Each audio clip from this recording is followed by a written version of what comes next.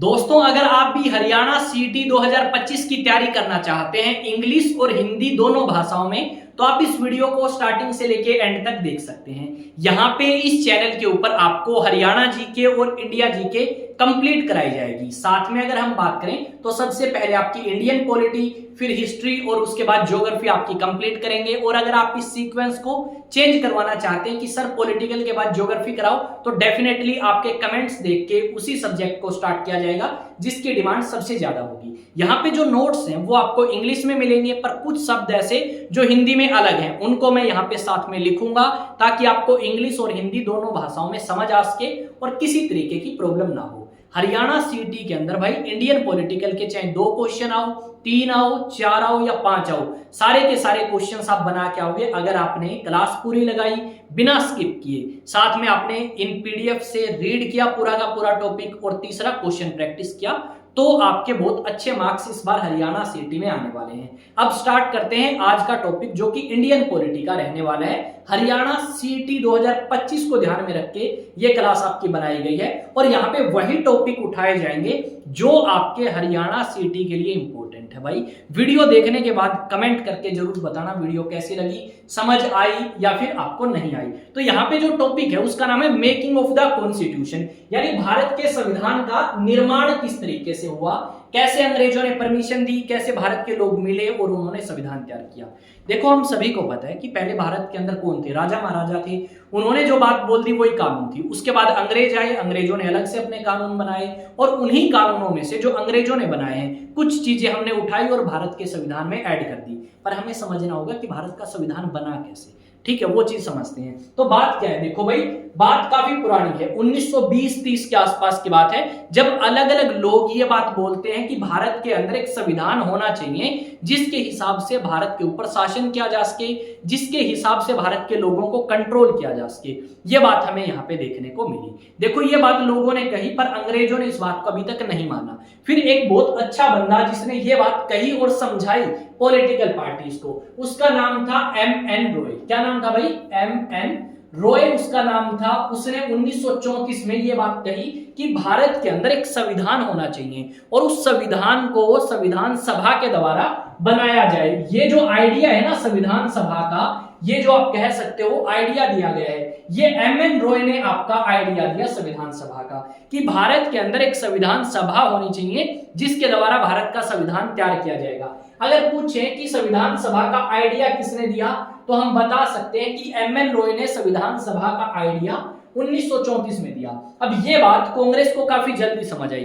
कांग्रेस ने देखा कि इस आदमी ने जो बात बोली है ना भाई, एक नंबर की मस्त बात है, और इसी बात को कांग्रेस ने रिपीट किया 1935 के अंदर। और 1935 के अंदर कांग्रेस पार्टी या Indian national Congress party officially demand करती है अंग्रेजों से, अंग्रेजों को बोलती है कि भाई जो बात M.N. रॉय ने कही है ना कि संविधान सभा के द्वारा संविधान तैयार किया जाएगा, तो हम आपसे मांग करते हैं संविधान सभा की। तो यहाँ पे अंग्रेजों से डिमांड कर दी भाई। अंग्रेजों से डिमांड किसने करी? कांग्रेस पार्टी ने 1935 में। यानी कांग्रेस पार्टी ने मान लिया इस बात को कि भारत का संविधान तैयार होगा, पर भारत का संविधान संविधान सभा के द्वारा तैयार किया जाएगा। फिर 1938 में जवाहरलाल नेहरू जो हैं वो ये बात बोलते हैं कि देखो भाई भारत का संविधान तो तैयार होगा, पर भारत का संविधान कोई ऐसा व्यक्ति तैयार नहीं करेगा जो भारत का नहीं है। भारत का संविधान उन्हीं लोगों के द्वारा बनाया जाए जो भारत के नागरिक हैं, जो भारत के अंदर रहते हैं और भारत के अंदर रहेंगे। ये बात आपकी जवाहरलाल नेहरू ने कांग्रेस के बिहाफ पे समझा दी कि जो भारत जब आजाद होगा और उसके अंदर जो संविधान लागू होगा वो भारत के लोगों के द्वारा ही बनाया जाएगा, और ऐसे लोगों के द्वारा बनाया जाएगा जिन लोगों को चुना गया है। मान लो भाई मैं भारत का एक साधारण आदमी हूं, मैंने किसी नेता को वोट दिया और वो नेता जाके फिर संविधान सभा में बैठेगा और भारत का संविधान तैयार करेगा। ये बात नेहरू ने कही। तो क्वेश्चन कैसे आ सकता है कि जो कांग्रेस है उसने कब डिमांड आपकी अंग्रेजों के सामने रखी संविधान सभा की? 1935 में। आइडिया किसने दिया? M.N. रॉय ने आइडिया दिया। अगर ये पूछ रहे हैं कि नेहरू ने कब ये बात कही कांग्रेस के बिहाफ पे कि भारत जब आजाद होगा और उसका जो संविधान बनेगा वो भारत के लोगों के द्वारा बनाया जाएगा और कोई भी बाहरी इंटरफेरेंस नहीं होगी, अंग्रेजों के द्वारा किसी प्रकार की इंटरफेरेंस जो है वो नहीं करी जाएगी। आई थिंक ये चीज आपको समझ आ गई। अब बात आती है 1940 की। भाई 1940 के अंदर अंग्रेजों ने इस डिमांड को स्वीकार कर लिया। 1940 में अगस्त प्रस्ताव आया। क्या आया भाई? अगस्त प्रस्ताव आया या अगस्त ऑफर आया। और इस अगस्त ऑफर में या अगस्त प्रस्ताव में अंग्रेजों ने यह बात कही कि भाई देखो, तुम हमारा दूसरे विश्व युद्ध में साथ दो, तुम हमारा दूसरे विश्व युद्ध में साथ दो, हम जैसे ही विश्व युद्ध खत्म होगा तुम्हें संविधान सभा बनाने की परमिशन देंगे, और साथ में डोमिनियन स्टेटस की बात करी। अब इस बात को आपका रिजेक्ट कर दिया मुस्लिम लीग ने भी और इंडियन नेशनल कांग्रेस पार्टी ने भी। तो यहां पे अगर पूछ लें दूसरा विश्व युद्ध कब से लेके कब तक चला, दूसरा विश्व युद्ध वर्ल्ड वॉर सेकंड, ठीक है क्या भाई? वर्ल्ड वॉर सेकंड कब से लेके कब तक चला? वर्ल्ड वॉर, एक सेकंड भाई, world war second, world war second कब से लेके कब तक चला? तो ये वर्ल्ड वॉर सेकंड 1939 से लेके 1945 तक चला, यानी 1939 से 45 तक वर्ल्ड वॉर सेकंड चला। और अंग्रेज चाहते थे कि इसी दूसरे विश्व युद्ध में हम उनका साथ दें, और अगर साथ देंगे तो हम भारत के लोगों को संविधान सभा बनाने की परमिशन देंगे। ये बात अंग्रेजों ने कही। आई थिंक इस बोर्ड पे जो चीजें लिखी हैं वो सारी समझ आ गई होंगी। अगर कोई स्क्रीनशॉट लेना चाहता है तो भाई लो, मैं हो चुका हूं साइड में, आप इजीली स्क्रीनशॉट ले सकते हो। और चीजें विजिबल है या नहीं बताएं, ताकि अगली पीपीटी में मैं इनका साइज थोड़ा सा और ज्यादा इंक्रीज कर सकूं। नेक्स्ट आप देखो भाई, नेक्स्ट क्या हुआ? 1940 तक हमने बात कर ली। अगर पूछें कि संविधान सभा की मांग अंग्रेजों ने कब स्वीकार करी, तो संविधान सभा की मांग अंग्रेजों ने अगस्त प्रस्ताव 1940 में करी। 1942 के अंदर क्या आया भाई? 1942 के अंदर आपका आया क्रिप्स प्रपोजल। क्या आया? Cripps proposal. जो 1942 में क्रिप्स प्रपोजल आया उसमें भी इन्होंने यही बात रिपीट करी। बोले भाई संविधान सभा बनाने देंगे, पर दूसरा विश्व युद्ध खत्म होने के बाद, और साथ में तुम्हें डोमिनियन स्टेटस देंगे। अब डोमिनियन स्टेटस क्या है उसको आप छोड़ सकते हो, आपके एग्जाम के लिए इंपॉर्टेंट नहीं है, ठीक है भाई। क्रिप्स प्रपोजल 1942 में आया। अगर किसी को जानना है ना डोमिनियन स्टेटस क्या होता है भाई, तो कमेंट कर देना, बता देंगे डोमिनियन स्टेटस क्या होता है। अपने एग्जाम के लिए इंपॉर्टेंट नहीं है तो मैं आपको एक्स्ट्रा चीजें नहीं बता रहा, क्योंकि एग्जाम के काफी दिन नहीं है सरकार के अनुसार। वैसे तो क्या पता 6 महीने में ले, साल में ले, 3 महीने में ले ले, अगले महीने ले ले, तो उसी हिसाब से मैं चीजें आपको बता रहा हूं। तो 1942 में क्या आया भाई? क्रिप्स प्रपोजल आया। और इस क्रिप्स प्रपोजल में भी इन्होंने यही बात कही कि संविधान सभा बनाने देंगे, पर दूसरा विश्व युद्ध खत्म होने दो। तो इसी बात को यहाँ पे क्या कहा गया? महात्मा गांधी ने क्रिप्स प्रपोजल को आउटडेटेड चेक बोल दिया। क्या बोल दिया भाई? आउटडेटेड चेक बोल दिया। अगर पूछ रहे कौन से प्रपोजल को महात्मा गांधी ने आउटडेटेड चेक कहा, तो हम बता देंगे क्रिप्स प्रपोजल को आउटडेटेड चेक कहा महात्मा गांधी ने, भारत के राष्ट्रपिता ने। अब ये बात रिजेक्ट कर दी। साथ में भाई देखो, इंडियन नेशनल कांग्रेस तो इस बात को रिजेक्ट कर ही दी है, साथ में मुस्लिम लीग ने भी क्रिप्स प्रपोजल या क्रिप्स प्रस्ताव को रिजेक्ट कर दिया था। प्रस्ताव को क्या कर दिया था भाई? रिजेक्ट कर दिया था। इतनी बात ध्यान में रख लेंगे, बिल्कुल ध्यान में रखेंगे। अब बात आती है आगे कि भाई चलो अंग्रेजों ने देखा बात मान नहीं रहे, और दूसरा विश्व युद्ध भी खत्म हो गया, और भारत के ऊपर शासन करना अंग्रेजों के लिए एक चुनौती बन चुकी थी। तो अंग्रेजों ने सोचा कि क्यों ना इस बढ़त को खत्म करें, क्यों ना हम इस भारत को आजादी दे दें। तो भारत को आजादी दे दे, ये बात अंग्रेजों के समझ आ चुकी थी। और अंग्रेजों ने 1940 के अंदर, कब भाई? 1940 के अंदर कैबिनेट मिशन प्लान के तहत, कैबिनेट मिशन प्लान के तहत आपका संविधान सभा बनाने की परमिशन दे दी। पर इस बात को रिजेक्ट कर दिया कि 2 देश बढ़ेंगे। इस बात को रिजेक्ट कर दिया कि 2 देश बढ़ेंगे। तो टू नेशन थ्योरी को रिजेक्ट कर दिया। कॉन्स्टिट्यूएंट असेंबली बनाने देंगे, पर 2 देश नहीं बनाने देंगे। ये कैबिनेट मिशन में आपकी रिजेक्ट कर दी बात। अब मुस्लिम लीग जो चाहती थी भाई पाकिस्तान बने, वो आपकी नाराज हुई। अब मुस्लिम लीग जब नाराज हुई तो उन्होंने कैबिनेट मिशन प्लान का विरोध किया, और इसी कैबिनेट मिशन प्लान के तहत भारत के अंदर संविधान सभा का गठन होगा। अगर पूछ लें कि ऐसी कौन सा मिशन था या प्लान था जिसके अकॉर्डिंग आपका संविधान सभा का गठन जो है वो किया गया, तो बता देंगे कैबिनेट मिशन प्लान। अब ये भी पूछते हैं कि इस कैबिनेट मिशन प्लान के सदस्य कौन कौन थे। देखो भाई पॉलिटिकल के सारे चैप्टर से नहीं कराऊंगा, वही चैप्टर्स कराऊंगा जो हरियाणा सीटी में पूछे जाते हैं, और उन चैप्टर्स को डिटेल में कराएंगे भाई, ज्यादा ना पढ़ के लिमिटेड, और जो पेपर में आता है वो करेंगे, ठीक है। बाकियों की तरह आप थोड़ा सा नहीं चलेंगे। लॉर्ड पैथिक लॉरेंस सदस्य थे किसके भाई? कैबिनेट मिशन प्लान के। सर स्टैफोर्ड क्रिप्स सदस्य थे। एवी अलेक्जेंडर सदस्य थे। समझ आ गया? Lord Pethick Lawrence, sir Stafford Cripps और एवी अलेक्जेंडर आपके सदस्य थे कैबिनेट मिशन प्लान की। तो अब तक अपन ने रिवाइज क्या किया, एक बार देख लेते हैं। सबसे पहले हमने बात करी थी किस चीज की? 1934 की, कि किस तरीके से 1934 में एमएन रॉय नाम का एक व्यक्ति आइडिया देता है किस चीज का? संविधान सभा का, कि भारत के अंदर एक संविधान सभा होनी चाहिए जो भारत का संविधान तैयार कर सके। ये बात एमएन रॉय ने 1934 में कही। 1935 में कांग्रेस के कानों में ये बात पड़ी और कांग्रेस ने ये बात पहुंचा दी अंग्रेजों तक, और कांग्रेस ने ऑफिशियली डिमांड कर दी कि संविधान सभा बनाएंगे, ठीक है, और हमें परमिशन दो। 1938 में नेहरू जो हैं, जो भारत के पहले प्रधानमंत्री बने, जवाहरलाल नेहरू, उन्होंने कह दिया कि संविधान सभा बनेगी पर उसके अंदर कोई अंग्रेज नहीं होगा, सिर्फ इंडियंस होंगे, और वो इंडियंस जिनको भारत के लोगों ने चुना होगा, ठीक है। ये बात यहाँ पे नेहरू ने कही।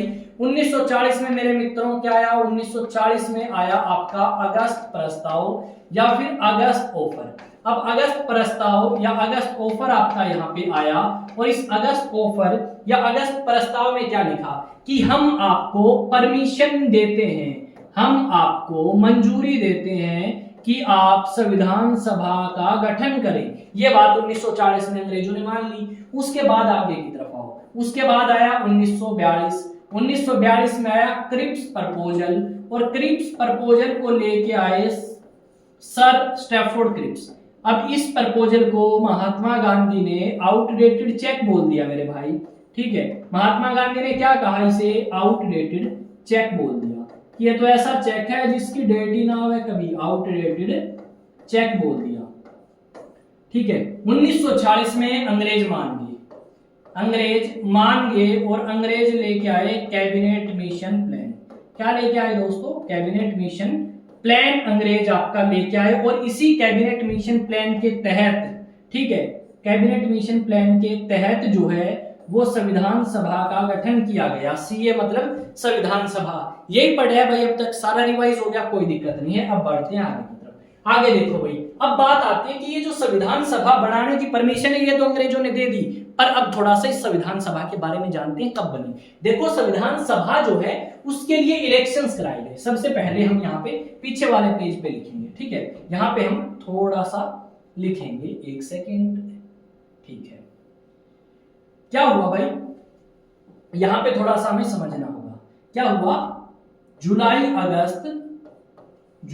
और अगस्त का महीना था 1946 में, और यहां पे इलेक्शंस आयोजित कराए गए। क्या कराए गए? इलेक्शंस कराए गए। किसके लिए? संविधान सभा के लिए, या संविधान सभा को ही मेरे भाई इंग्लिश में कॉन्स्टिट्यूएंट असेंबली बोला जाता है। याद रख लोगे, संविधान सभा को ही कॉन्स्टिट्यूएंट असेंबली बोला जाता है। उसके इलेक्शन जो हैं, उसके इलेक्शंस कब कराए गए ये बात आप ध्यान में रखोगे। जुलाई अगस्त 1946 में संविधान सभा के लिए इलेक्शंस कराए गए, इतनी बात याद रहेगी। अब जो संविधान सभा के इलेक्शंस कराए गए थे उसका गठन, यानी इलेक्शंस का रिजल्ट आया और पता लग गया कौन मेंबर है कौन नहीं है, तो गठन कब हुआ? इसका गठन जो है वो आपका कब हुआ? तो गठन आपका हुआ 6 दिसंबर 1946 में। किसका गठन हुआ? संविधान सभा का गठन आपका हुआ 1946 के अंदर। कॉन्स्टिट्यूएंट असेंबली का गठन यहाँ पे हुआ 1946 में। इतनी बात कंफर्म भाई। 1946 6 दिसंबर की बात है, संविधान सभा का गठन हो चुका है। जब संविधान सभा का गठन हुआ तो उसके बाद आपका इन्होंने डिसाइड कर लिया कि भाई गठन हो गया, पता लग गया कौन मेंबर है कौन मेंबर नहीं है, तो चलो मिल लेते हैं पहली बार, ठीक है। अभी गठन हुआ है, मिले नहीं, ठीक है। जैसे इलेक्शन जीत गई, पता लग गया कौन जीता है कौन हार गया, तो आपके पहली बार मिले। पहली बार आपके ये मिले 9 दिसंबर 1946 को।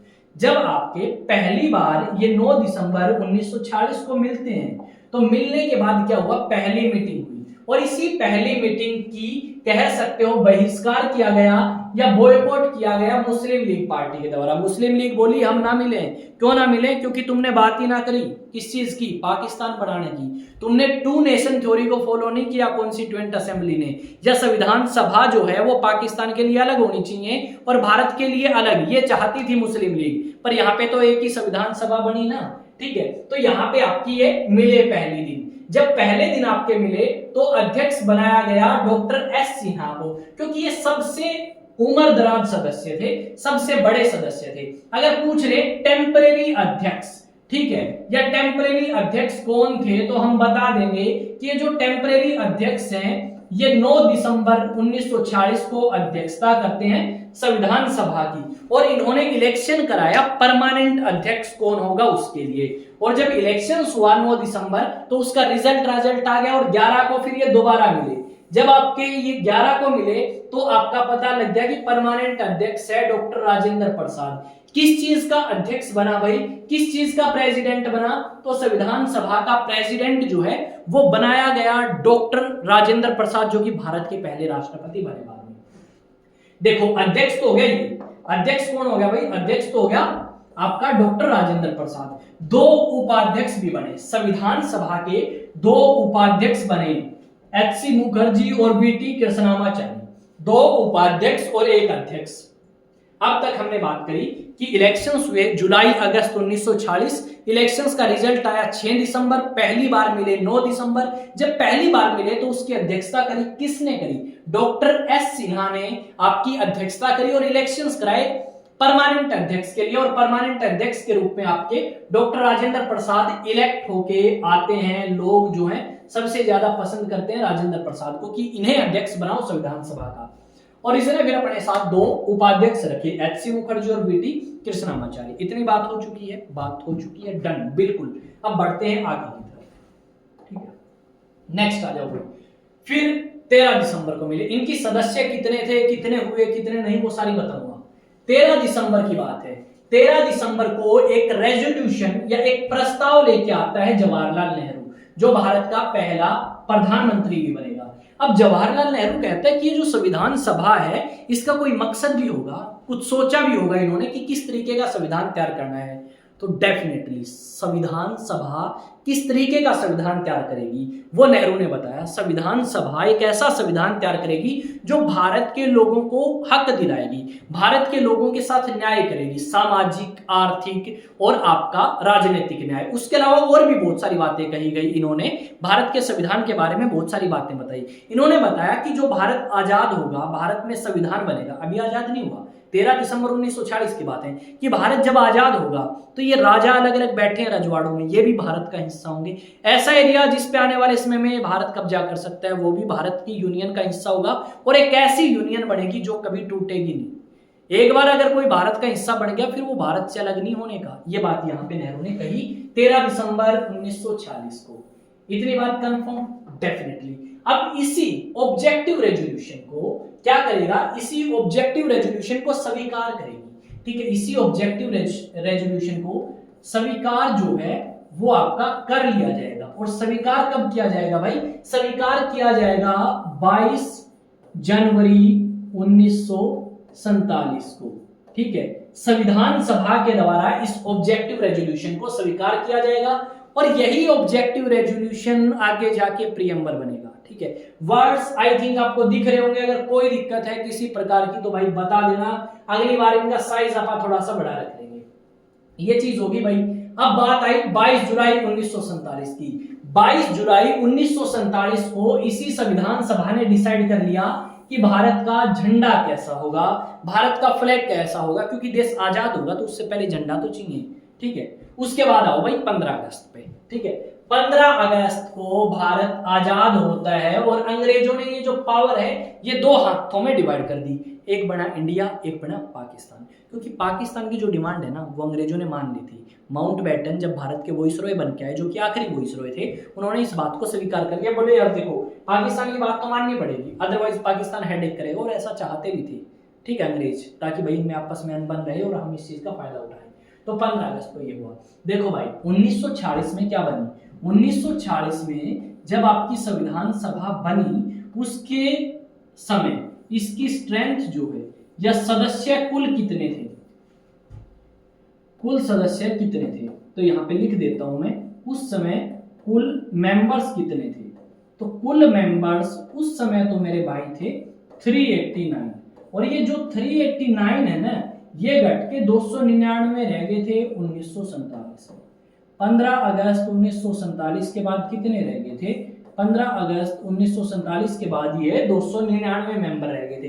अगर पूछ ले आफ्टर पार्टीशन कितने सदस्य थे, 299, विभाजन या पार्टीशन से पहले कितने सदस्य थे, 389 सदस्य थे। ये सारी चीजें हुई। अब इस संविधान सभा ने देश आजाद होने के बाद दिन रात मेहनत करी और भारत के लिए एक ऐसा संविधान तैयार किया जो भारत के लोगों के हित में था, भारत की जनता के हित में था। और यहाँ पे 26 नवंबर 1949 को हमारा संविधान जो है वो संपूर्ण हो चुका था। क्या हो चुका था, संपूर्ण जो है वो हो चुका था, या फिर आप कह सकते हो कंप्लीट हो चुका था। ये बात हमें याद रखनी होगी। और यही संविधान जो आपका कंप्लीट हो चुका है इसे लागू भी किया जाएगा। और लागू किया कब भाई, 26 जनवरी 1950 को, और उस दिन हम गणतंत्र या रिपब्लिक डे मनाते हैं। बीच में एक बात और रहती है कि जो संविधान सभा है ये आखिरी बार कब मिली, तो 24 जनवरी 1950 को आखिरी बार मिली। और इन्होंने नेशनल सॉन्ग कौन सा होगा भारत का, और उसके अलावा नेशनल एंथम कौन सा होगा भाई भारत का, नेशनल सॉन्ग कौन सा होगा, नेशनल एंथम कौन सा होगा, और भारत का राष्ट्रपति कौन होगा वो भी डिसाइड किया। और आखिरी बार कब मिली, आखिरी बार कब मिली, आखिरी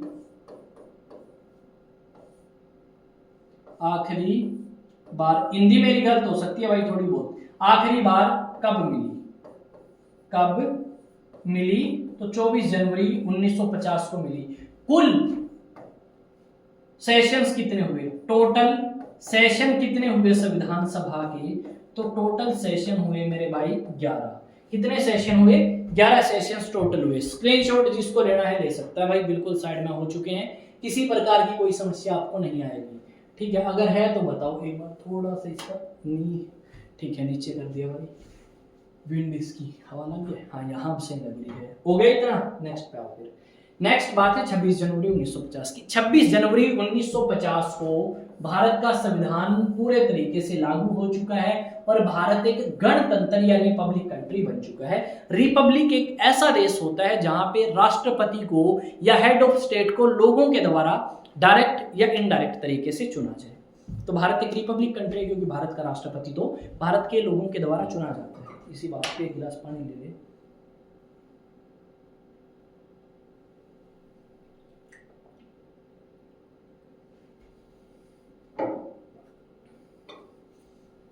होगा भाई, ठीक है।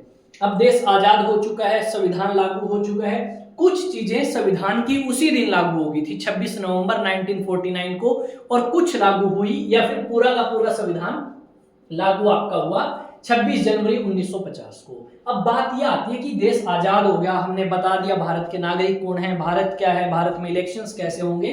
तो भारत के अंदर इलेक्शंस कराए गए 1951 और 1952 के अंदर, और फिर आपकी 1952 में पहली बार इलेक्टेड गवर्नमेंट भारत के अंदर बनती है, यानी एक ऐसी सरकार बनती है जिसको लोगों ने चुना है। लोग डिसाइड कर रहे हैं कि कौन हमारा हेड होगा, कौन हमारा क्या होगा। ठीक है, नेक्स्ट है संविधान सभा की बात कर लेते हैं। देखो मैंने बताया कि संविधान सभा को जब बनाया गया 1946 में, ठीक है, संविधान सभा को जब बनाया गया 1946 में, तो आपके इसमें कुल सदस्य 389 थे। जब देश आजाद हुआ उसके बाद पाकिस्तान अलग बना और भारत अलग बना, तो इन सदस्यों की संख्या घट के 299 रहेगी।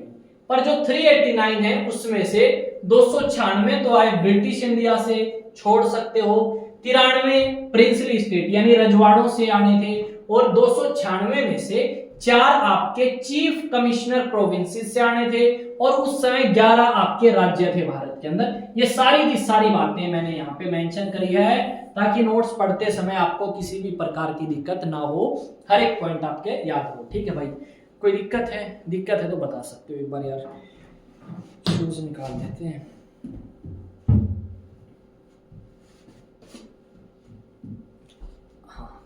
अब सही है, करें भाई आगे स्टार्ट, आगे करो स्टार्ट सर।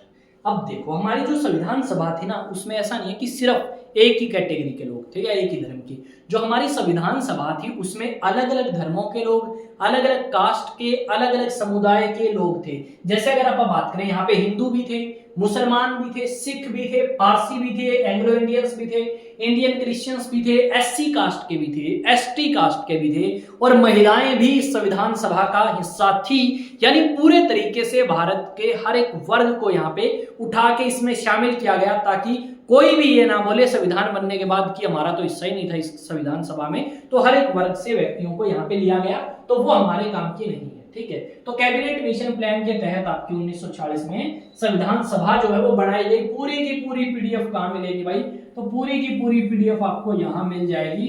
टेलीग्राम पे जाके चेक करो, इंस्टा या व्हाट्सएप एग्जाम टॉक्स। अगर किसको पीडीएफ ना मिली तो भाई वो अपने कमेंट कर देना, पीडीएफ मिल जाएगी। और व्हाट्सएप पे भी आप ज्वाइन कर सकते हैं, टेली और इंस्टा पे भी। अब बात करते हैं सीट्स की।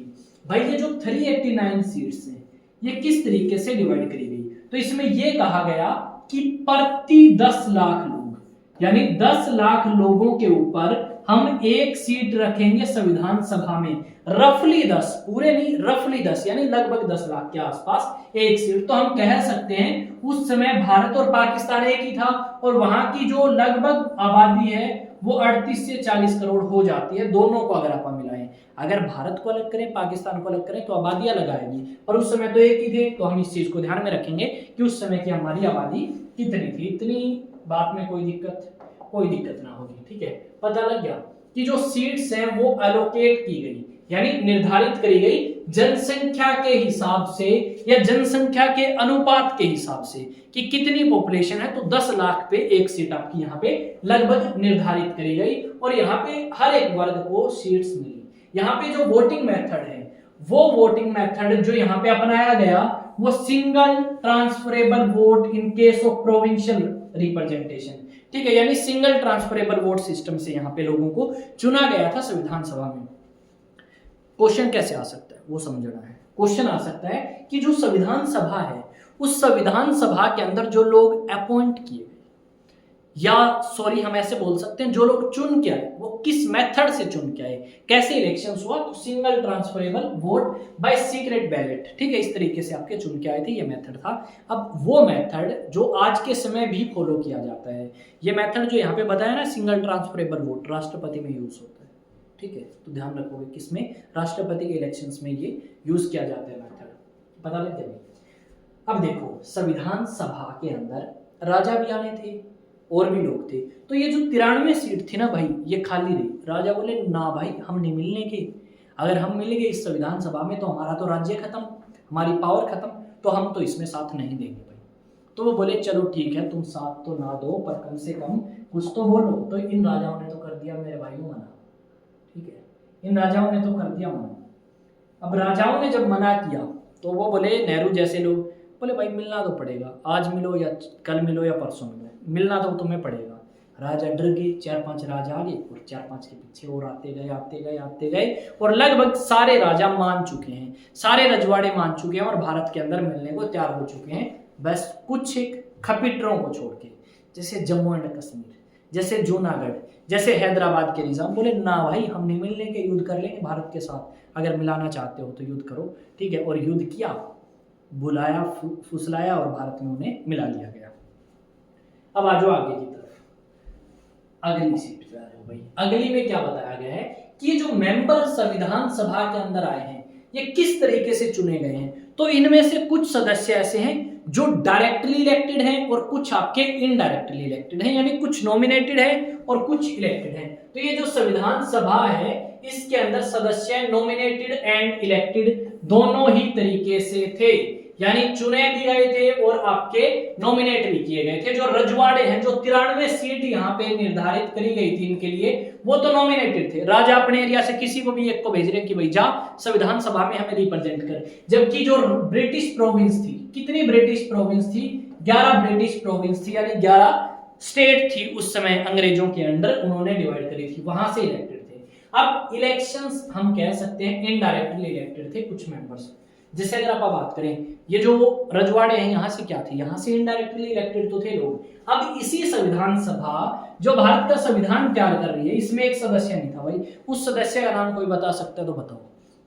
अब वो सदस्य जो इस संविधान सभा का हिस्सा नहीं है और ना कभी बना और ना बनना चाहता था, वो महात्मा गांधी था। उसने कहा था ये जो हमारी कांग्रेस पार्टी है ये आपकी खत्म कर देनी चाहिए, क्योंकि इस कांग्रेस पार्टी को भारत की आजादी के लिए बनाया गया है। भारत आजाद हो गया तो कांग्रेस को साफ करो, पर नहीं, कुछ लोगों ने ये बात नहीं मानी और कांग्रेस चलती रही, आज भी चल रही है। इतना याद रखोगे, इतना याद रखोगे भाई डेफिनेटली, ठीक है। यही बात बताई गई है कि राजाओं ने फील नहीं किया, बाद में आराम आराम से ये फील करना स्टार्ट करते हैं या पार्टिसिपेट करना स्टार्ट करते हैं। आगे की तरफ आओ भाई, आगे क्या है, ऑब्जेक्टिव रेजोल्यूशन।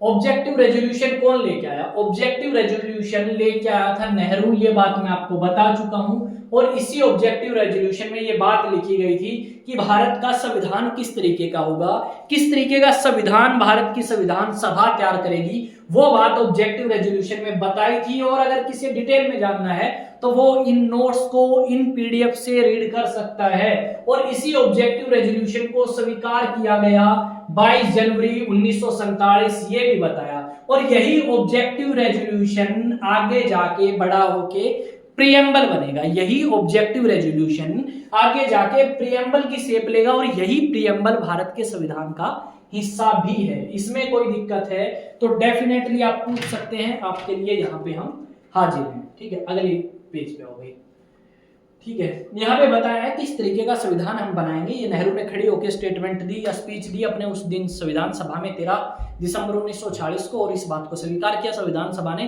कि नेहरू ने जो बात कही है वो बिल्कुल सही है। इसी तरीके का तो संविधान हम बनाना चाहते हैं। आओ आगे लिखा गया है कि जब देश आजाद हुआ, जब बात आई दो देश बनने की, तो क्या क्या बदलाव आए। बदलाव क्या आए भाई, बदलाव यह आए कि जो आपका पाकिस्तान है उनकी संविधान सभा अलग होगी, हमारी जो संविधान सभा है वो अलग होगी। और इन्होंने ये कहा कि जो भारत की संविधान सभा है वो भारत के लिए संविधान बनाएगी और पाकिस्तान के लिए जो संविधान सभा है वो पाकिस्तान के लिए संविधान बनाएगी। साथ में इन्होंने यहाँ पे ये भी कंफर्म किया कि भाई देखो, सीधी सी बात ये है कि जो आपकी संविधान सभा है वो दो काम करेगी। एक तो ऑर्डिनरी लॉज पास करेगी, यानी जब तक भारत के अंदर एक इलेक्टेड गवर्नमेंट नहीं आती, एक इलेक्टेड पार्लियामेंट नहीं आती, उस समय तक एक इंटरिम गवर्नमेंट या अंतरिम सरकार के रूप में भी हम काम करेंगे। और अंतरिम सरकार के रूप में जब हम काम करेंगे ये संविधान सभा के लोग, तो इनकी अध्यक्षता करेगा जीवी मावलेकर। और ये पहले स्पीकर भी थे लोकसभा के, क्या थे, भारत के पहले स्पीकर भी थे ये, ठीक है। जीवी मावलेकर भारत के पहले स्पीकर भी थे। और जब आपकी ये संविधान सभा संविधान बनाने का काम करेगी तो इसकी अध्यक्षता करी जाएगी संविधान सभा के अध्यक्ष डॉक्टर राजेंद्र प्रसाद के द्वारा। बता दोगे भाई, लेजिस्लेटिव बॉडी के रूप में काम करेगी तो जीवी मावलेकर यानी अंतरिम सरकार के रूप में, और जब संविधान सभा संविधान बनाने का काम करेगी तो अध्यक्ष है डॉक्टर राजेंद्र प्रसाद। इसमें कोई दिक्कत है तो बता सकते हो भाई, सब अपने कमेंट में बता सकते हो मुझे। अब पानी पी लें थोड़ा सा, काफी दिन हो गए इतना खड़ा। नीरा और कुछ इस हाथ में पेन है भाई, ठीक है। नेक्स्ट पे आओ, नेक्स्ट है पहला पार्लियामेंट। भाई ये तो मैंने बता दिया सारी की सारी चीजें। अब ये जो संविधान सभा है इसने दो काम करे, वो भी मैं बता चुका हूँ, एक संविधान बनाने का और एक इंटरिम गवर्नमेंट के रूप में इन्होंने काम किया, ठीक है। ये बात पता लग गया। अब जब देश आजाद हुआ तो मुस्लिम लीग तो भाई अपने बोली हमें तो पाकिस्तान बनाना है, और जो संख्या 389 थी उससे घट के 299 सदस्य आपके रह चुके थे। ये बात मैं बारी बारी इसलिए रिपीट कर रहा हूं, अलग अलग जगह मैंने ये बात बताई है क्योंकि इन बातों से ही क्वेश्चन पूछा जाता है। जहां पे ये बात नहीं भी लिखी गई थी वहां पे भी मैंने रिपीट करी थी कि मुस्लिम लीग ने बॉयकॉट किया, अलग से पाकिस्तान बना और संविधान सभा की स्ट्रेंथ 299 रह गई थी 389 से। ये बात मैंने आपकी इसीलिए रिपीट करी है बारी बारी क्योंकि यहाँ से क्वेश्चन पूछा जाता है। अब ये जो संविधान सभा है ना मेरे भाई, इसने बहुत सारे काम किए हैं, बहुत सारे काम किए हैं संविधान सभा ने। जैसे क्या क्या काम किए हैं वो मैं आपको यहाँ पे बताने वाला हूँ।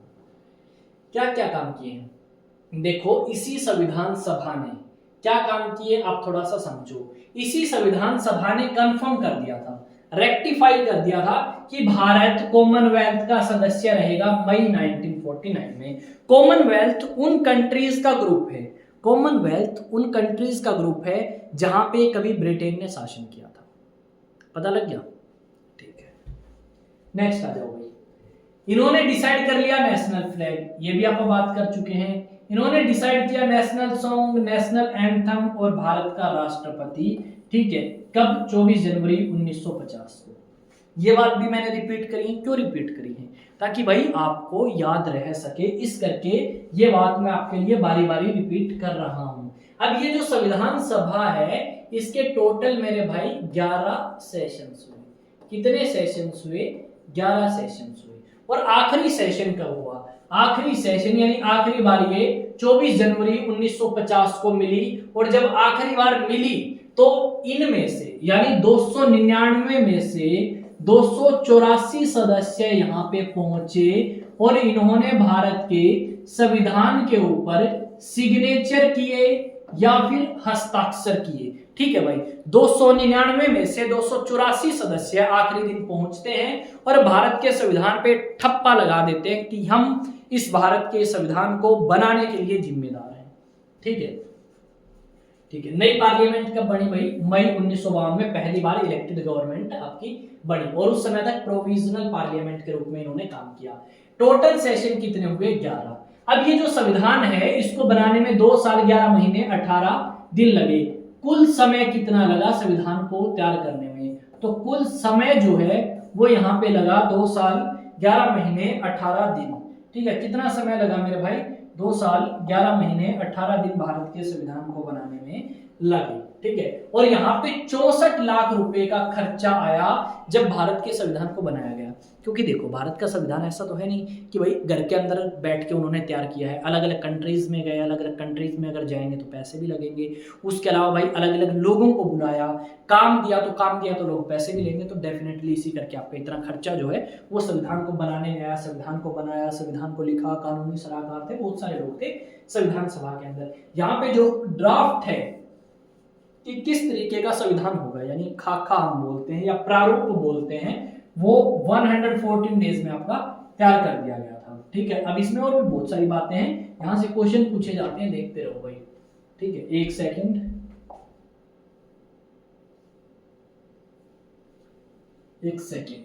हाँ ठीक है। अब कुछ एक इंपॉर्टेंट कमेटीज हैं भाई। जैसे क्वेश्चन पूछा जाता है कि भाई जो आपकी यूनियन पावर कमेटी है या केंद्रीय शक्ति समिति या केंद्रीय संविधान समिति या राज्य समिति, क्या क्या नाम है? राज्य समिति। एक सेकंड मैं लिख देता हूं मेरे भाई। राज्य, यार ये मार्कर जो है ना ये इसका नहीं है कि मैं और ही मार्कर यूज कर रहा हूं। राज्य समिति, ठीक है, ये आपका है केंद्रीय शक्ति समिति। हिंदी मेरी गलत हो सकती है भाई, शक्ति समिति। और आपका केंद्रीय संविधान समिति, याद रख लोगे। इसके अध्यक्ष कौन है? जवाहरलाल नेहरू। राज्य समिति, केंद्रीय शक्ति समिति और उसके अलावा है आपका कौन सा है? केंद्रीय संविधान समिति। डॉक्टर राजेंद्र प्रसाद आपके रूल्स ऑफ प्रोसीजर कमेटी के अध्यक्ष थे और स्टीयरिंग कमेटी के अध्यक्ष डॉक्टर राजेंद्र प्रसाद थे। पटेल को बनाया गया प्रोविंशियल कॉन्स्टिट्यूशन कमेटी का अध्यक्ष और advisory committee on fundamental rights. 1931 Karachi का सेशन अगर याद है तो आपको पता होगा कि फंडामेंटल राइट्स के ऊपर बात करी थी पटेल ने। ठीक है, उसके बाद आ जाओ भाई, minorities and tribal excluded areas committee के अध्यक्ष भी आदरणीय मान सम्मान के लायक बिस्मार्क ऑफ इंडिया या लौह पुरुष ऑफ इंडिया जो है वही रहे थे। लौह पुरुष या बिस्मार्क ऑफ इंडिया, पटेल ही इसके अध्यक्ष थे। नेक्स्ट है अंबेडकर। अंबेडकर तो भाई ड्राफ्टिंग कमेटी के अध्यक्ष थे। ड्राफ्टिंग कमेटी के गठन की अगर कोई बात कर देगा तो मैं बता दूंगा भाई, ड्राफ्टिंग कमेटी का जो गठन है ना ये आपका कब हुआ था? ड्राफ्टिंग कमेटी का गठन आपका 29 अगस्त 1947 को हुआ था, यानी देश आजाद होने के 14 डेज बाद ड्राफ्टिंग कमेटी का गठन हुआ और उसके प्रेसिडेंट या उसके अध्यक्ष बने मिस्टर B.R. अम्बेडकर। और यहाँ पे कुल सदस्य कितने थे ड्राफ्टिंग कमेटी में, अगर पूछ ले कुल सदस्य कितने थे तो 7 थे, अध्यक्ष को मिला के, अध्यक्ष के अलावा 6 थे, वैसे कुल 7 थे। ठीक है, अब आ जाओ भाई कौन कौन थे इसके अध्यक्ष, ये बता दिया।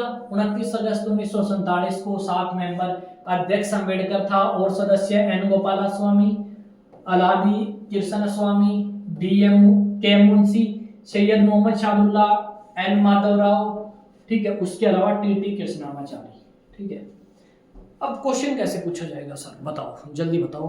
ठीक है, क्वेश्चन कैसे पूछा जाएगा, तो भाई क्वेश्चन कैसे पूछा जाएगा ये कि इन 4 ऑप्शंस में से कौन सा व्यक्ति ड्राफ्टिंग कमेटी या प्रारूप समिति, ड्राफ्टिंग कमेटी या प्रारूप समिति का अध्यक्ष या सदस्य नहीं है, ये पूछ लेंगे। इनमें से कौन सा व्यक्ति प्रारूप समिति या ड्राफ्टिंग कमेटी का अध्यक्ष है, या इनमें से कौन सा व्यक्ति ड्राफ्टिंग कमेटी का सदस्य नहीं है, ये क्वेश्चन पूछेंगे।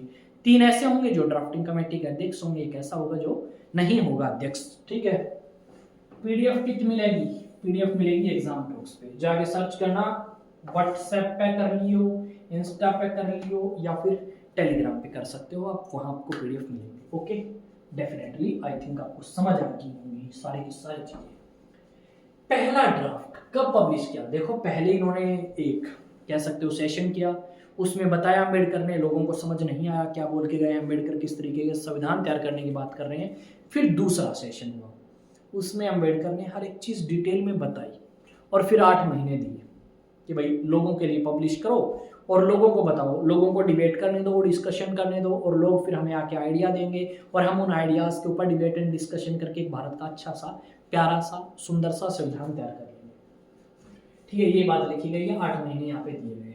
जो ड्राफ्ट तैयार है वो आपका ड्राफ्टिंग कमेटी ने 6 महीने से भी कम समय लिया और तैयार कर दिया। और यहाँ पे यही बात लिखी गई है कि जो अम्बेडकर है उन्हें father of the Indian constitution कहते हैं और मॉडर्न मनु कहते हैं भारत के संविधान को, मॉडर्न मनु कहते हैं भारत के संविधान को, और भारत के संविधान के पिता बोले जाते हैं अम्बेडकर जी। नेक्स्ट आ जाओ, कुछ एक माइनर कमेटीज हैं, इनकी खास जरूरत है नहीं आपको। ठीक है, वैसे मैंने किसी और एग्जाम के लिए ये पीडीएफ थोड़ी सी और तैयार करी है जिसमें 1-2 स्लाइड हम कह सकते हैं एक्स्ट्रा लगाई है। ठीक है, तो एक बार आप भी देख सकते हैं, आपका कुछ जाएगा नहीं, 2 या 4 मिनट अगर आप देखेंगे तो आपको फायदा होगा। फिर भी मैं एक बार बोल के बता देता हूँ, माइनर कमेटीज हैं, कुछ एक छोटी मोटी कमेटीज जिनके बारे में मेंशन किया गया है संविधान सभा में, जैसे finance and staff committee Rajendra Prasad house committee के पताबी सीतारामैया, क्रेडेंटियल्स कमेटी के अध्यक्ष हैं राधी कृष्ण स्वामी, ऑर्डर ऑफ बिजनेस कमेटी के अध्यक्ष हैं के Munshi, committee on functions of the constituent assembly के अध्यक्ष हैं जीवी मावलेकर, और आपके committee on chief commissioners province के अध्यक्ष हैं बी पताबी सीतारामैया, जो कि आपके हाउस कमेटी के भी सदस्य या अध्यक्ष है। ठीक है भाई, इसको वैसे देख लेना, आपके एग्जाम के लिए इंपॉर्टेंट नहीं है, नॉट इंपॉर्टेंट फॉर सीईटी। भाई कोई इंपॉर्टेंट नहीं है सीईटी के लिए, नॉट इंपॉर्टेंट फॉर सीईटी। बस एक बार रीड कर लोगे तो कुछ नहीं जाएगा, बस इस करके मैंने ऐड कर दी। ये भी आपका इंपॉर्टेंट है इसमें एक दो। ठीक, इसमें क्या क्या इंपॉर्टेंट है, एक इसमें इंपॉर्टेंट है भाई कौन सा, लिंग्विस्टिक प्रोविंस कमीशन के अध्यक्ष कौन थे, एस.के. धर, जो कि संविधान सभा के सदस्य नहीं थे पर इस कमेटी के अध्यक्ष बनाए गए। उसके अलावा बात करें, भारतीय जो फ्लैग है उस कमेटी के अध्यक्ष बनाए डॉक्टर राजेंद्र प्रसाद। ठीक है, तो ये बात यहाँ पे लिखी गई है, तो इनको आप थोड़ा सा ध्यान में रखेंगे। उसके बाद आ जाओ आगे, देखो भारत का संविधान जो है वो आपका कंप्लीट हुआ भाई 26 नवंबर 1949 को। ठीक है, कंप्लीट हुआ और इसी संविधान को हमने लागू किया, जो आपका यहाँ पे कंप्लीट होता है इसे हम एनफोर्स कर देंगे या लागू कर देंगे। कब लागू करेंगे मेरे भाई, एनफोर्स या लागू करेंगे हम 26 जनवरी 1950। क्यों इस दिन हम संविधान लागू करेंगे, उसका जवाब आप मुझे या तो कमेंट सेक्शन में दोगे, और अगर जवाब नहीं देते हो तो कमेंट कर देना, जवाब मैं आपको दूंगा अगर आपको जवाब नहीं पता है तो। ठीक है, नेक्स्ट आ जाओ। अब संविधान सभा में ये बताया है 299 मेंबर्स थे, हस्ताक्षर किए 284 ने। ठीक है, ये बात यहाँ पे लिख रखी है। ये बताया गया है कि जब संविधान बन के तैयार हुआ तो उस संविधान के अंदर एक तो प्रियम्बल था, 395 आर्टिकल थे, 8 शेड्यूल थे और 22 पार्ट्स थे या 22 भाग थे। भारत के संविधान में जब भारत का संविधान बनके कंप्लीट होता है उस समय की मैं बात कर रहा हूँ। Preamble, article, schedule. पूछा जाता है which among the following is not part of Indian constitution जब आपका लागू हुआ। दो चार बात और है, देखियो मेरे भाई। पहली बात तो यही, लागू कब हुआ, याद रखना। बारी बारी रिपीट इसीलिए किया गया है ताकि चीजें आपको याद रहें। क्यों रिपीट करी जा रही हैं ये चीजें, ताकि याद रहें और एग्जाम में आप मिस्टेक ना करो। देखो लागू कब हुआ मेरे भाई, तो लागू तो अलग दिन हुआ पर स्वीकार कर लिया 26 नवंबर 1949। 299 में से 284 सदस्य साइन कर देते हैं। और जब आपका संविधान लागू हुआ पहली बार, उसमें प्रियम्बल था, 395 आर्टिकल, 8 शेड्यूल और 22 पार्ट्स थे। यहाँ से क्वेश्चन पूछे जाते हैं। नेक्स्ट अगर आप बात करोगे तो यहाँ पे क्या बताया गया है, 26 नवंबर 1949 को कुछ चीजें लागू हो गई थी। जैसे अगर बात करोगे आर्टिकल 5, 6, 7, 8, 9 यानी नागरिकता से रिलेटेड है, नागरिकता से रिलेटेड पार्ट जो है वो आपका लागू हो चुका था। इलेक्शन से रिलेटेड और एक दो चीजें और हैं जो आपकी एसोसिएटेड है इंडियन कॉन्स्टिट्यूशन में, वो इसी दिन लागू कर दी थी आपका 26 नवंबर 1949। अब कुछ एक बातें हैं कि जो जैसे भाई आपको यहाँ पे कॉर्नर में एक चीज देखना, यहाँ पे आपको कॉर्नर में एक लोगो टाइप मिलेगा और ये लोगो है आईएएस स्टडी सेंटर हांसी का। इसमें नंबर भी मेंशन है नीचे 9812579188। यानी कोई भी स्टूडेंट जो आपका जीएस के लिए प्रिपेयर करना चाहते हैं, लाइक चाहे वो हरियाणा के सीईटी एग्जाम की बात हो, चाहे वो एसएससी के एग्जाम्स की बात हो, चाहे वो NDA, CDS, AFCAT, CAPF assistant commandant, civil service, state PCS, किसी भी एग्जाम की अंदर अगर जीएस जीके का पोर्शन आता है उसकी अगर आप तैयारी करना चाहते हो तो आप इसी इंस्टीट्यूट को विजिट कर सकते हो और यहाँ पे ऑनलाइन क्लास भी ले सकते हो। अगर आप मेरे से ऑनलाइन क्लासेस लेना चाहते हैं, ऑफलाइन या ऑनलाइन दोनों ऑप्शंस अवेलेबल हैं। अगर आप मेरे से ऑनलाइन लाइव क्लास लेना चाहते हैं तो आपको वो मिलेगी, और वो जो लाइव क्लास है वो आपकी पेड रहने वाली है, ये फ्री है, पर अंतर कुछ नहीं है। उसमें एक दो चीज़ें या प्रैक्टिस सेट आपको एक्स्ट्रा मैं प्रोवाइड कराऊंगा, बाकी लगभग तरीका यही रहता है और कोई खास बदलाव है नहीं, तो आप वो ना ही लें, बस आप प्रैक्टिस कर लें। क्वेश्चंस मैं आपको वो भी प्रोवाइड कर ही दूंगा।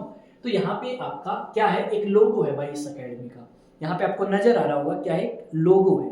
वैसे ही संविधान सभा का भी एक लोगो था।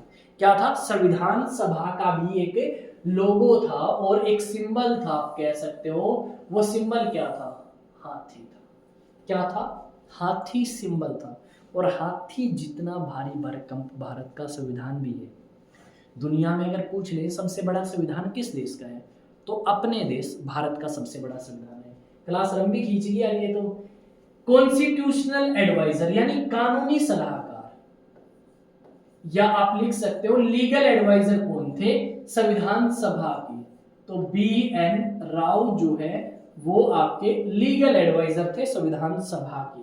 अगर पूछ ले सेक्रेटरी कौन थे संविधान सभा की, HVR अयंगर जो है वो आपके संविधान सभा के सचिव या फिर सेक्रेटरी थे मेरे भाई, सचिव या फिर सेक्रेटरी थे संविधान सभा के। अगर पूछ ले चीफ ड्राफ्ट्समैन कौन थे, SN मुखर्जी। कौन थे, SN मुखर्जी जो हैं वो चीफ ड्राफ्ट्समैन थे संविधान सभा की। डन। नेक्स्ट है संविधान सभा के अंदर जो संविधान तैयार किया गया उस संविधान को लिखा किसने, लिखा किसने भाई, तो प्रेम बिहारी कौन थे, प्रेम बिहारी नारायण रायजादा, नारायण रायजादा, रामजादा नहीं है, रायजादा है, इसने संविधान को लिखा। अब पूछ लें कि इस संविधान के बाहर मान लो ये पेज है भाई, ठीक है। इस पेज के बाहर मैं देख लेता हूँ कुछ मिलेगा अपने को, यहाँ पे कुछ तो मिलेगा भाई, इसमें कुछ है नहीं।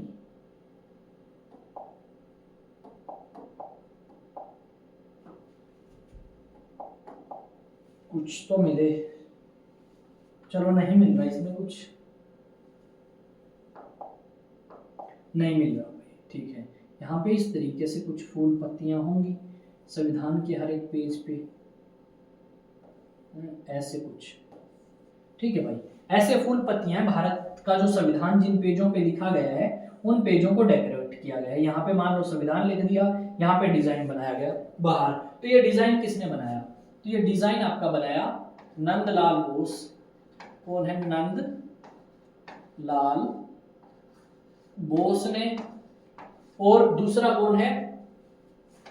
BR सिन्हा, बेहर राम मनोहर सिन्हा। इन्होंने आपका डिजाइन या डेकोरेट किया भारत का संविधान, यानी इसके बाहर फूल पत्तियों का डिजाइन इन्होंने किया था। हिंदी वर्जन, ये हिंदी वर्जन स्टार्टिंग में नहीं लिखा गया, 1950 में नहीं लिखा गया, इंग्लिश में लिखा गया। ये यहाँ पे, अरे भाई बंद हो जा, चलो नहीं लिखा गया। किस में लिखा भाई? इंग्लिश या अंग्रेजी भाषा में लिखा। कौन से स्टाइल में लिखा गया? इटैलिक स्टाइल में लिखा गया। अब हिंदी में कब लिखा? तो हिंदी में लिखने की बात जो है वो बहुत आगे जाके आती है। हिंदी में जो संविधान आपका लिखा गया ना, वो बात है 1987 की, 58वां संविधान संशोधन अधिनियम। कौन सा भाई? 58वां संविधान यानी कॉन्स्टिट्यूशनल अमेंडमेंट एक्ट 1987। 58वें संविधान संशोधन अधिनियम में ये बात कही गई कि सेम, जैसा का जैसा, यानी बिल्कुल सिमिलर, बिल्कुल भी मीनिंग चेंज नहीं होना चाहिए, सेम संविधान हिंदी में लिखा जाए। लिखा वसंत कृष्ण वैद्या ने और डिजाइन तैयार कर दिया आपका नंदलाल बोस ने। पता लग गया 1987 में लिखा गया, स्टार्टिंग में हिंदी में नहीं था। तो बेसिकली सारी बात हमने करी भारत की संविधान सभा, भारत की संविधान सभा के बारे में, उसके काम के बारे में, हर एक चीज बेसिकली हमने बात करी है। मैं उम्मीद करता हूं आप सभी हरियाणा सीटी 2025 के स्टूडेंट से कि आपने ये क्लास एंड तक देखी होगी, और अगर आपने एंड तक देखी है तो आई थिंक आपको चीजें समझ आई होंगी, और समझ आई है तो चैनल को सब्सक्राइब कर लो, क्योंकि पूरी की पूरी पॉलिटी जो आपके सीटी एग्जाम के लिए इंपॉर्टेंट है, ज्योग्राफी और हिस्ट्री, तीनों सब्जेक्ट लेके आने वाला हूं। साथ में हरियाणा जी के हम जल्द स्टार्ट कर देंगे। तो क्या करो, इस पीडीएफ को जाके डाउनलोड करो टेलीग्राम से, और जैसे ही डाउनलोड करोगे टेलीग्राम पे जाके, तो आप डाउनलोड करने के बाद रीड करें, 1 बार 2 बार 3 बार 4 बार 5 बार, कम से कम 4-5 बार रीड करें। याद होंगे, क्वेश्चंस प्रैक्टिस करो, सारे क्वेश्चंस बना के आओगे पॉलिटिकल के। अब बात आती है कि सर हम इस पीडीएफ को कैसे लें, ठीक है। तो इस पीडीएफ को हम सबसे पहले करेंगे एक्सपोर्ट। एक्सपोर्ट ही कर सकते हैं क्या? एक्सपोर्ट ही होगी ये, देख लेते हैं। यहाँ पे डाउनलोड में गए, Telegram, sorry, poll PDF 1 making of the constitution, ठीक है। ये आपकी सेव कर लिया अपन है, पूरी की पूरी भेज के फिर ही क्लास को फिनिश करेंगे। नहीं, कई बार मैं क्या हो भूल जाऊँ यार, तो इस करके साथ के साथ में भेज लें। अगर किसी को कोई डाउट है तो भाई पूछ सकता है, कोई भी किसी भी प्रकार का, डेफिनेटली जवाब देंगे भाई को। और पूछें, पीडीएफ ओके सेव हो चुकी है, तो सेव हो चुकी है तो हम जाएंगे इसमें, यहाँ जाएंगे फाइल्स में जाएंगे, 1 मिनट भाई, पीडीएफ ये, हाँ यही है,